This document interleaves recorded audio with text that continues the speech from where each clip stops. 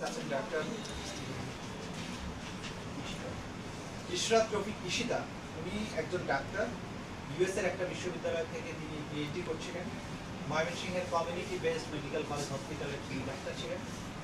তাকে 28শে জুলাই 2021 সালে তুলে নিয়ে যায় র্যাব।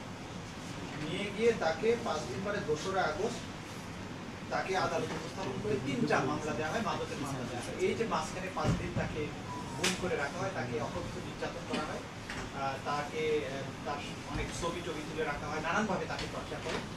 এই গুমের অভিযোগে তিনি আজকে আমাদের কাছে এই মামলাটা দায়ের করেছেন।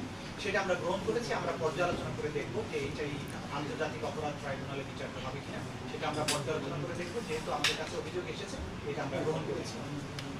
এবং তাকে পরবর্তীতে যে 3টা মামলা দিয়েছে, সেই 3টা মামলা দিয়ে 12 দিনের আবার রিমান্ডও নেওয়া হয়েছে এবং 1.5 বছর তিনি জেলখানায় ছিলেন।